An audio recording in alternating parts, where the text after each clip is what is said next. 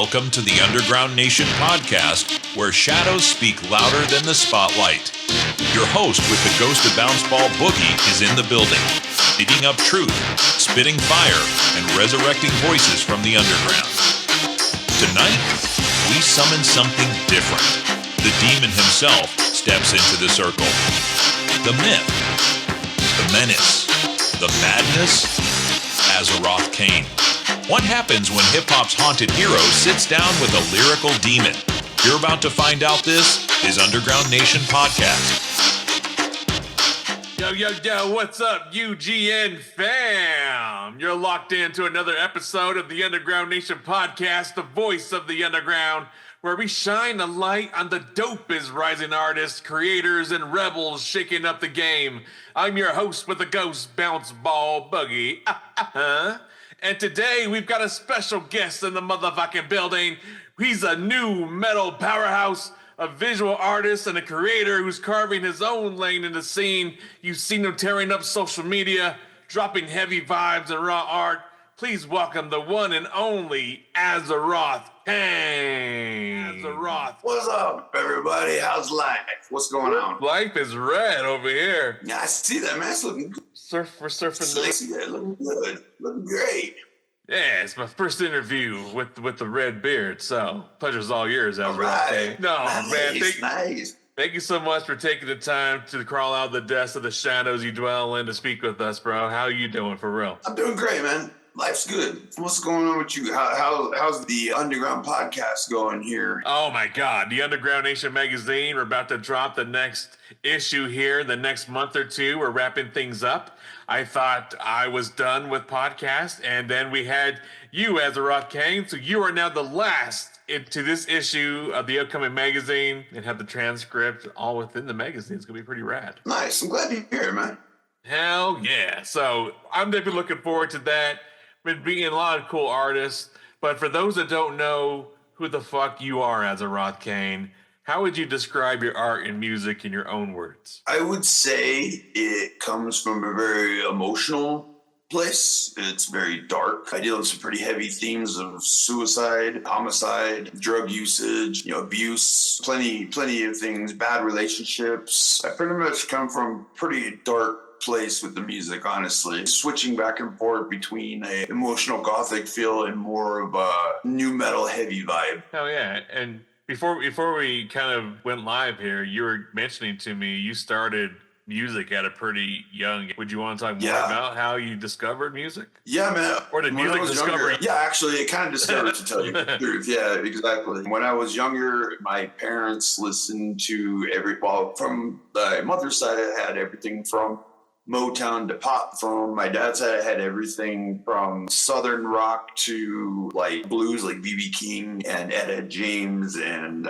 Muddy Waters, different things like that. So I kind of had a pretty diverse background already starting out. And I think I probably first fell in love with music enough to start making it on my own, probably around the age of 13, about-ish. And actually, that was due to me finding Typo Negative in particular. Peter Steele's voice gripped me like some fire, man, and something about his voice and his style and everything just kind of stuck with me. And I'm like, man, that's me. One day I got to be like this. Hell yeah. And I've been doing it ever since. Man, that's incredible.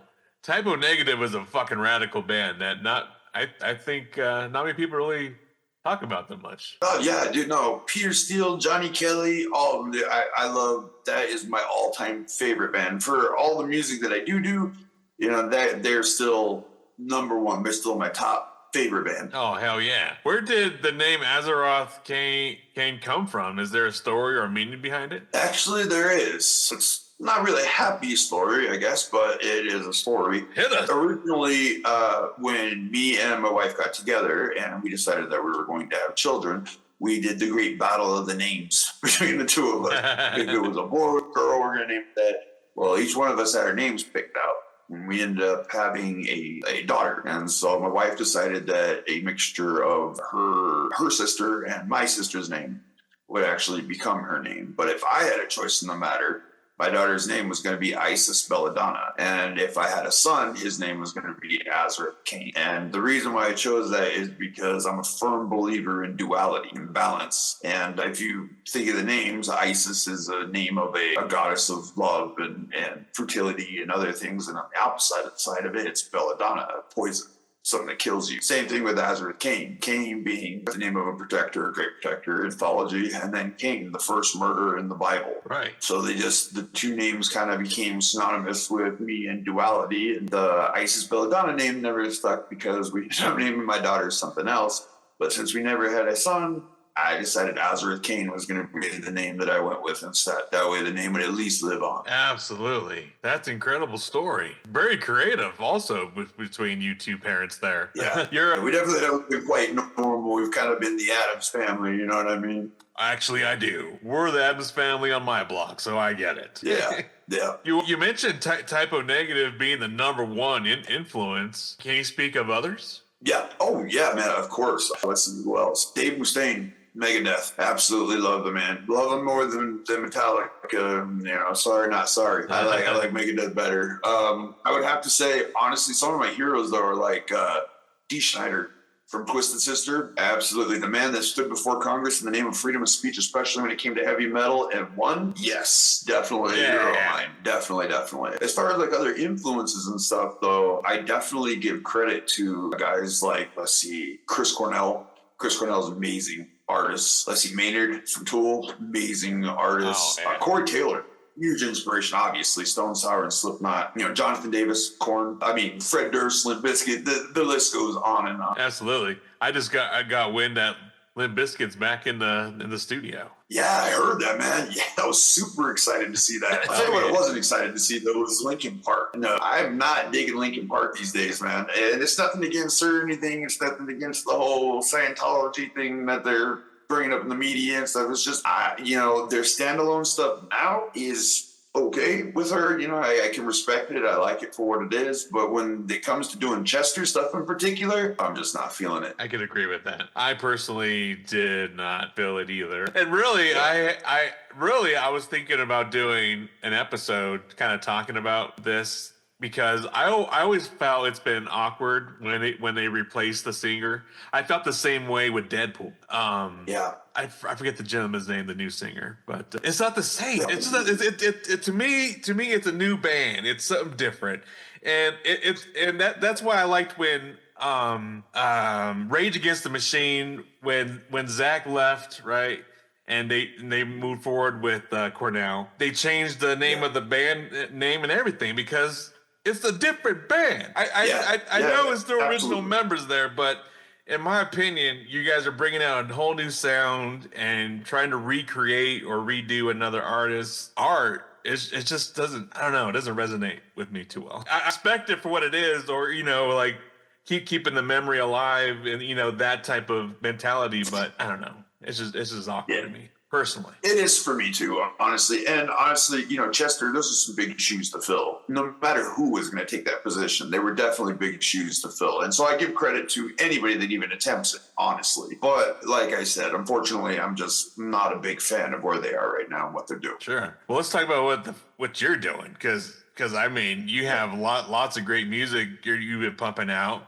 You have an incredible scream. Out of a lot of the artists that I've interviewed, I admire your scream. It's tremendous. I was going to ask if you could even give us a raw scream on the podcast tonight, just so people can hear what the fuck I'm talking about. Yeah, man, no problem. Yeah, vocal range can go anywhere from. That's dope, man. Yeah, hit them. I like wake up the kids up. I love being able to punch that microphone with my vocals. You know what I mean? Just beat the shit out of that mic and go at it. Yeah, I definitely enjoy your music. Well, walk us through your creative process. Do you write lyrics first, create instrumentals, or is it different every time? It's a little different every time. There's not quite a real formula to it. I get different inspirations from other things, I suppose. Most of the time, though, yeah, it probably starts out with me writing, a poem or something first, and then I kind of decide what I want to do with it, whether it wants to stay a poem or whether I think it'd be something good for a song. And if I think it's something good for a song and worthy, then I start maneuvering things around a bit so it's not quite in that poetry format.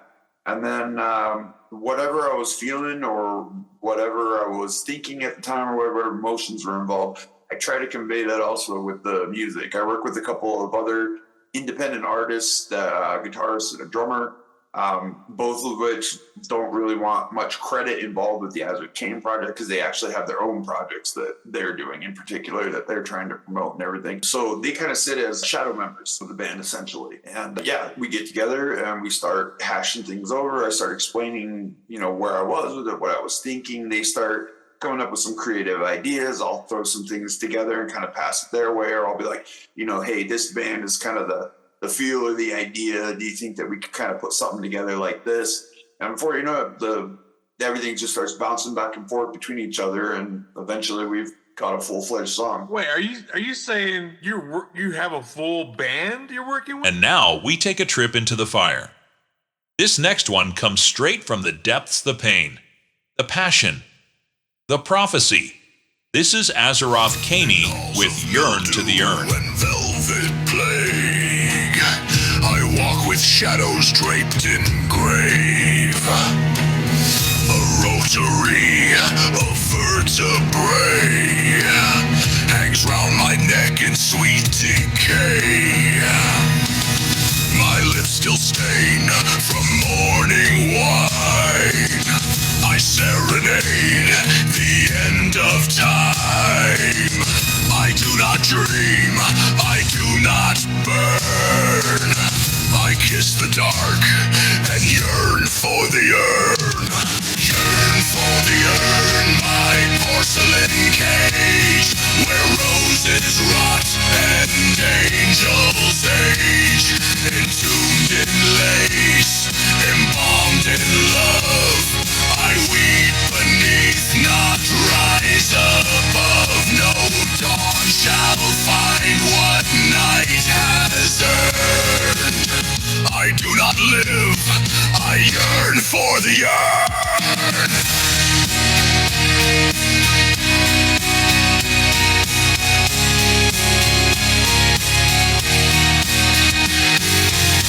I carved a cradle in my chest for death to come. Almost, yeah. What we do is we do use, in all transparency, we do use some AI to help with different things because there's essentially only 3 of us that work together to make this whole project work. Okay. And I'm the creative mind behind it all. I'm the one that helps organize it all and stuff. Like those guys, like I said, they're doing their own thing until I hit them up and I'm like, hey guys, let's do something. And then right away, they don't drop their projects, but obviously they go ahead and jump on right away. And yeah, we start doing everything. And whatever we don't have in particular, whether we need a synthesizer or we need secondary guitarist or something, some kind of bass riff or something that, is just a little too complicated for someone. And we may use a little AI to help us with something, here and there. But for the most part, yeah, it's just 3 of us putting this all together. Wow, incredible. I did not know that. Yeah, and a lot of it is just, like I said, me doing, I actually do all the artwork. I do the videos, I do the lyrics, and I do the vocals. Okay, incredible.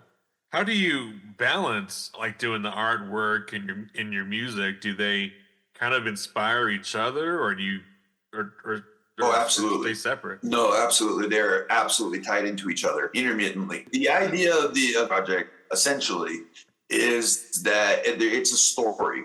He is essentially that he's telling you. They're found in Eastern mythology, kind of like a jinn of sorts. Except for a tulpa is something that is brought about to the world, consciousness brought about to the world out of extreme emotion. So, like, let's say mass genocide, for example, would produce a tulpa of extreme violence. And essentially that's what Azaroth Kane is. He is the culmination of everything vile, hatred, murder, lust, rage, everything that embodies all the darkest parts of the world. He is the embodiment of that. And in the name of, again, duality, he is to experience all the suffering that he has yet to instill upon the world. That's deep, bro. Yeah, and so the music itself is one part of the story, but then if you follow, I got kind of little Easter eggs in different social medias. One social media might have part of the story, different one might have a different part. Almost like an ARG, you can kind of follow it around a little bit here and there, picking up bits and pieces. Even on YouTube, I have 4 different books that are being written right now. One's the Book of Cain, one's the Book of Chaos, one's the Book of Blood, and one's the Book of Prophecies. And in the posts, you can read these different prophecies about this Azaroth Kane and how he's brought into the world and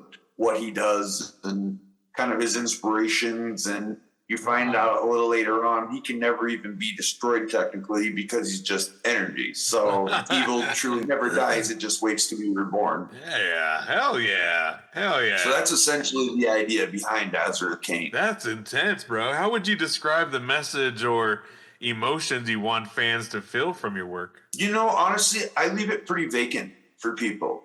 I don't like to put too much of myself or my opinions or things into it. I kind of let the music kind of speak for itself, and hopefully people will find something that they like about it that they resonate with. Hell yeah. Could you tell us about your most recent project? You know, like what inspired it?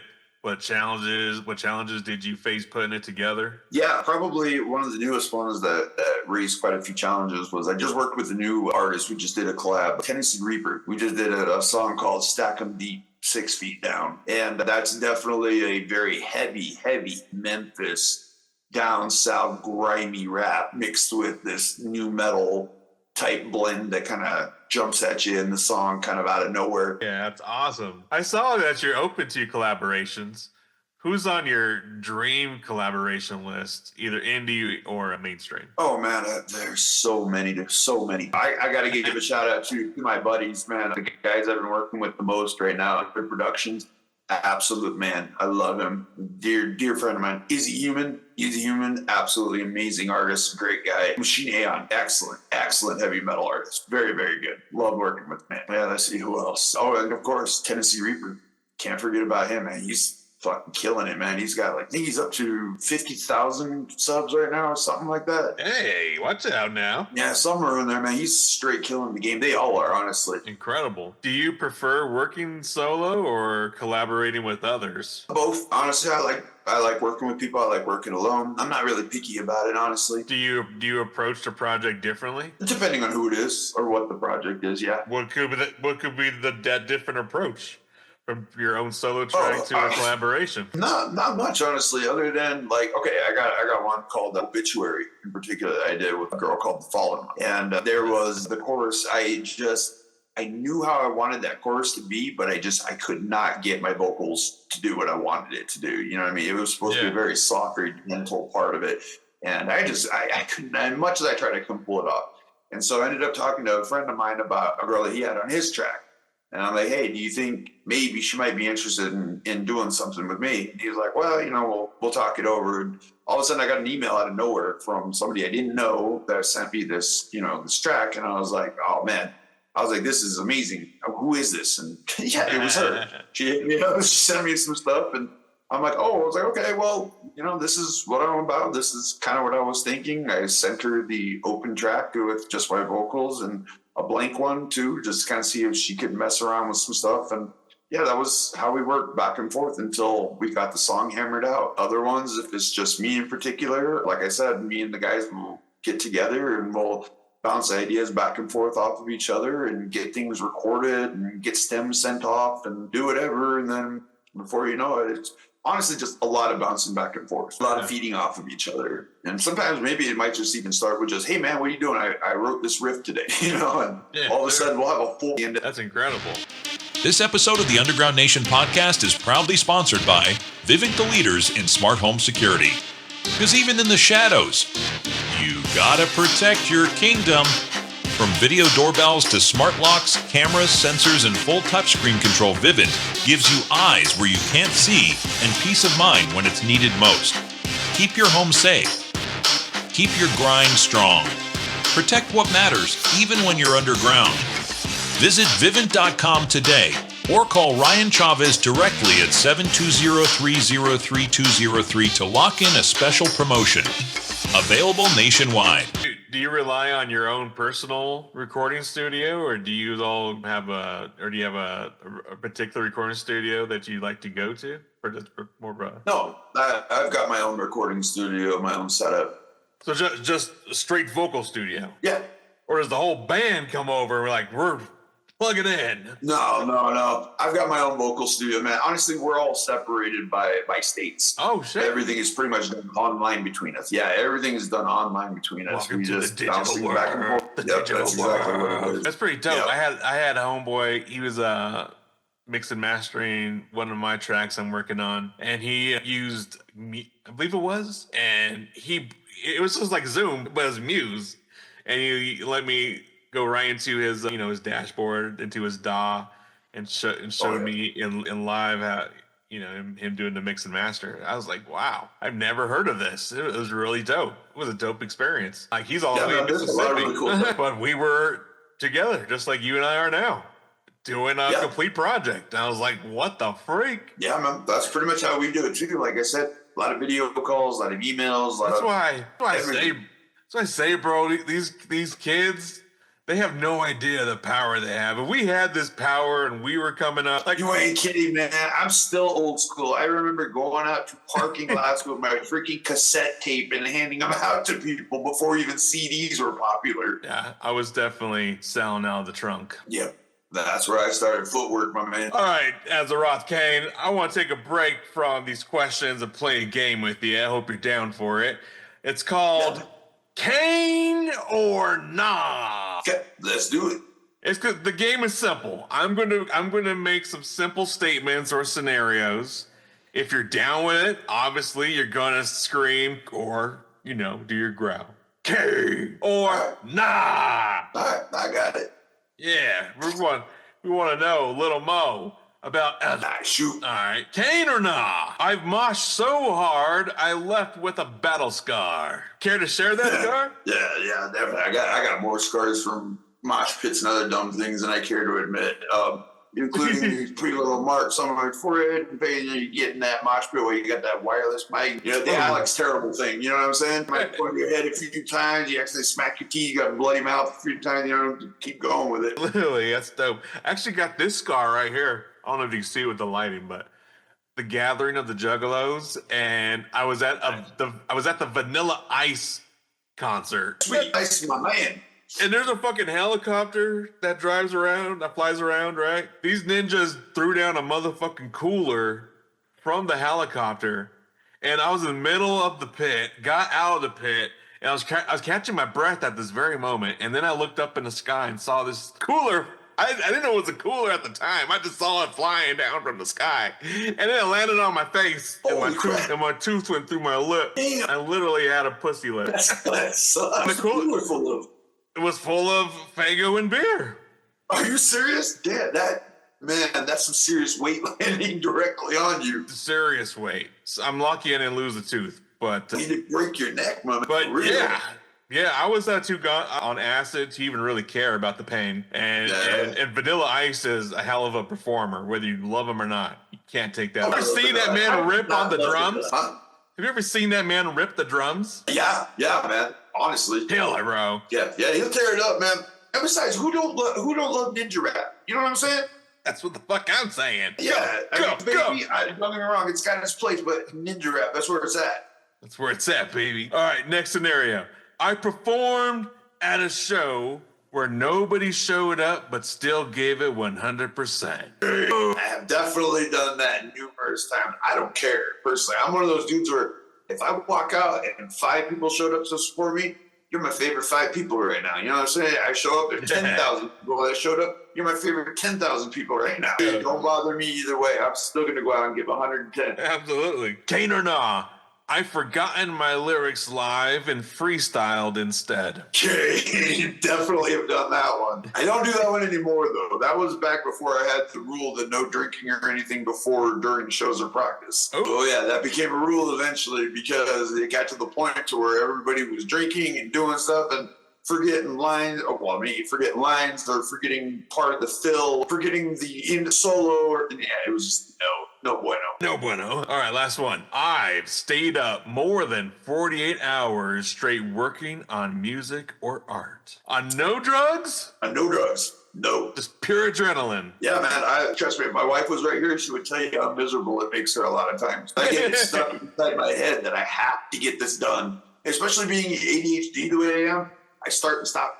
things so much that I have to really make sure that I stay focused on it. And when I get focused, then I get laser focused on it. And then, yeah, days go by. So Sure, absolutely. Makes sense to me. You've built, in my opinion, you're building a solid following on social media. You've been stacking up on your YouTube and such, which I find a lot of dope music that you share with me on there. What role has social media played in your career so far? A big one, honestly. Like I said, I was old school. I still am. I was used to playing a local show or handing out my CDs in a town I went to, or smacking stickers up on a friggin' light pole or gas station pump or something like that. So this whole digital thing, this is all kind of new to me, but thankfully I got great people working with me. And anytime I'm a dork and don't understand how some of this digital stuff works, they're thankfully nice enough to help me along the way. But yeah, digital has definitely been a very, very vital part of this, especially as of late. Yeah, honestly, there for a while, things were a little slow. I have tons of music that's already set and ready to go, but I didn't think anybody would want to hear it. I was more known for, and I guess I should state this too, I was actually more known for doing horrorcore before this. No way. And with the horrorcore, I did it for about 6 years-ish, maybe a little bit longer. I went by the name The Wretched. Say it again. The Wretched. Yep, was my stage name. Yep, and then I took a hiatus for a while. I decided that I was kind of, no offense to the scene or anything, but I've never really truly been a juggalo. As much as I truly appreciated and loved the underground and was a huge part of it, and it's a huge part of me. I was never a big juggalo, although I appreciated the scene. I was more into the really dark side of the horrorcore scene, I guess. To me, and I again mean no offense to anybody, but to me, the ICP thing was a little vanilla. You know what I mean? I liked more of the scum. I liked more of the insane poetry. I liked more of the, let's see, who else? I liked the satanic. I liked Loki. Loki's my man. I love Loki. That was more of the stuff that I was geared towards. Hell yeah, that's dope. And so you decided just to go to the darkest level and to just pull us all in there. A little bit, with the theatrics of the Azaroth Kane project, a lot of that comes from two different aspects. One of them, all my life, especially when I was younger, I've either been in martial arts or something, and wrestling when I was younger was a big deal, like WWW, ECW. Right. Like I used to love watching the characters come out, like Vampiro and Kane and The Undertaker, and these characters these guys would create.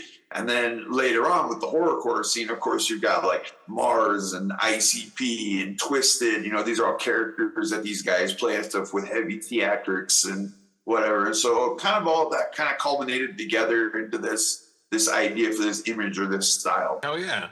You often talked about building a community. How important is that connection to you as an artist? Extremely. I love hanging out and talking with my fans. It's honestly one of the greatest highlights of my day. Nothing puts a smile on my face better than when I get to chat with somebody and they're like, hey man, your music really helped me out today. I really needed that. Thanks. Like, I couldn't ask for anything more than that. You know what I mean? That's me right there. Just made whatever blood, sweat, and tears went into that absolutely worth it. And even if it was only for that one person, at least I got to that one person. And I truly appreciated them for appreciating me. Absolutely. Coming up next, a sermon soaked in venomous scripture spit from a serpent's mouth. This is Azaroth Kane with Black Tongue Sermon. Don't say we didn't warn you. Let it slither in. You see light, I see lies, I see rot where the spirit dies. Look in my eyes, you baptize in fire. Now kneel and admire the liar. I was born in a coffin, raised by the screams, fed on the marrow of broken dreams. No halo, just rust, no wings, just blades. From the crack where your hope decays. From my breath when I spit this verse. Every rhyme's a spell, every bar's a curse. No love, no peace, no gods I trust. Just bones in the dirt and blood on the dust. Look at my face, you can feel that dread. Bat-winged skull eyes burning red. Sigil in the sockets, demonic code. You decode it wrong, your mind explodes. Ain't no heaven in the text I wrote. Just venom on the lines and a slit in your throat. I ain't rap, I'm wrath, I'm plague and flow. I'm a sermon with fangs and a beat that's slow. Sigil in my eyes, don't blink, don't pray. I turn temples to tombs when I step on stage. Azaroth Kane, the voice in the void. Where the beat don't bounce, it destroys. Sigil in my eyes, etched in sin. Every bar I spit is a war within.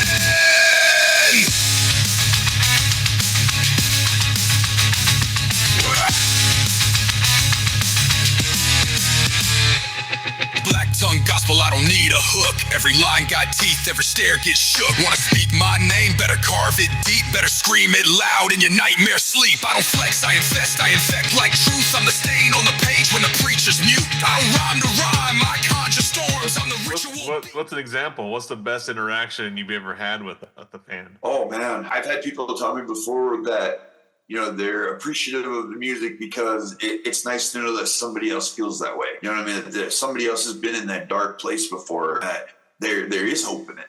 You know what I mean? Even when it seems hopeless, there's an avenue. For me, music was my therapy for that. That's what helped get it out. I think everybody needs to try to find that creative outlet, that venting for them for whatever it is that is going on with their life. You know, whether it's anger, sadness, you know, or even happiness and love, you know, whatever your therapy is, you know. And it's always nice to hear that when your therapy affects somebody else and it helps them too. That to me is absolute brilliance. That's when you guys have touched on a new level. You know what I mean? Physical touch is one thing, but this is touching on a different level. This is a soul or emotional level that you've touched. And that to me is far more important. Absolutely. What would you say has been the biggest obstacle you've had to overcome in your journey as an artist so far? I would probably say trying to probably balance the music career with the family life. That's honestly probably the hardest part. Any advice you could give to a struggling artist that may be having a young one on the way or currently has a baby and trying to establish himself as an artist? Just have a lot of patience. You know what I mean? It's not Rome wasn't built in a day, you know, and even the Mona Lisa's falling apart. So it's gonna take time, you know what I mean? You gotta just work at it little by little and understand that, you know, your family is just as important as you know, your fans and your music. You know, you're essentially balancing 3 different things at once. And sometimes it can be complicated and it can be difficult, but ultimately compromise and sacrifice both come hand in hand. Yeah, absolutely. I agree with the patient thing, especially coming from someone with high anxiety. Definitely patience is great advice. Not just with yourself, but with whatever situation you're currently being faced with at that current moment. You don't want to just blow up.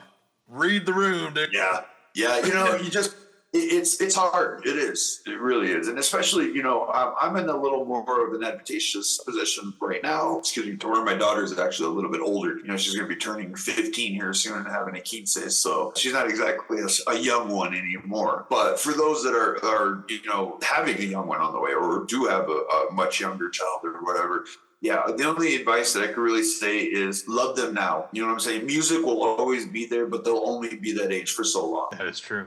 They do grow fast. They do. And so, you know, you essentially, you learn to find that balance, I think. I don't think it's really anything that anybody can teach you. It's just something you kind of learn along the way. Yeah, absolutely. And let me help you create a good financial plan so you can balance your artist and your family income appropriately instead of just trying to wing it. That's when people get fucked. When you start winging shit, that's when you get in these weird obstacles but awkward situations that you find yourself in, just trying to do things for the family and do things for your music. Yeah. I've been there. Speaking of youngsters, if you could go back and tell your younger self something, what would it be, Azaroth Kane? I'm sorry, what was that? What was the question? Yeah, can you still hear me? Yeah.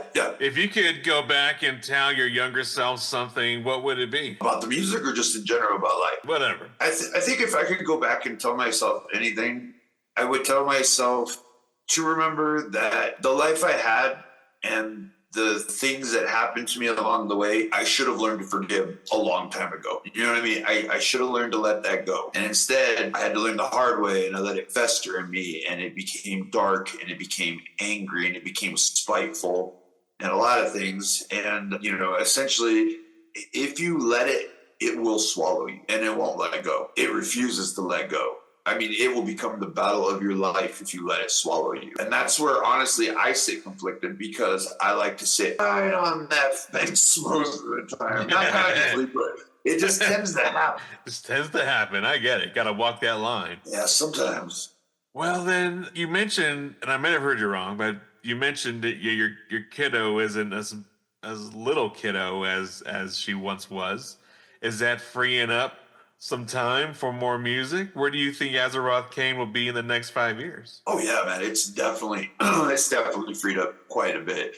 Now she's getting to the point where she's becoming much more independent. She can do plenty of things on her own, and thankfully, Daddy's her favorite musician right now, so she's very supportive. She always wants to be in the studio. She always wants to be involved with, what's going on with her, seeing the new art or hearing about the new prophecy or whatever it is. She always my number one fan. Her and my wife both. That's incredible. And where do you see Azaroth Kane in the next 5 years? Oh, honestly, I don't know. I don't know. Honestly, I really don't have a game plan for the next 5 years. I just want to be able to keep making music. I want to be able to keep touching people, and I want to keep being able to do it just essentially as long as I can. I'm only getting older. My vocals aren't going to last forever. And, I could always keep writing, I keep doing things, but, doing this extreme heavy style, nobody wants to see a 60-year-old man trying to get up there and do, some new metal shit. It just don't look right, you know what I mean? 80 years old with some jingles, not a good look. Listen, I'll support you, Azaroth Kane. I'll be in that nursing home right there with you, my man. That's great. You know what? As long as people are still wanting to listen and there's still, people out there that are interested, then I'll keep doing it. I don't care. Awesome, bro. All right, ready? This is called the rapid fire round. Okay, just quick answers. Yep, no problem. Go for it, man. Shoot. Ready? Favorite new metal band? New metal. Period or now? Huh? I'm sorry. Was it period or was that a new metal band now or just ever? Now. Nathan James. First album you ever bought? The May Feet Kill Repeat. Weirdest place you got inspiration from? Probably the old prison in Phoenix, Arizona. Oh damn! Do I need to ask out there? Yeah, no, I wasn't there because that was one of those visit things. But over the inspiration and everything that were involved there, yeah, I've gotten some weird inspirations because they actually have a cemetery there full of I can't even remember how old some of those stones are that are out there. Some of them are unmarked even. Wow, crazy dope. If you weren't making music or art, what would you be doing? I'd probably be dead, honestly. What's one thing fans would be surprised to learn about you? Let's see. I hate coffee tables. Do you slam people through coffee tables? No.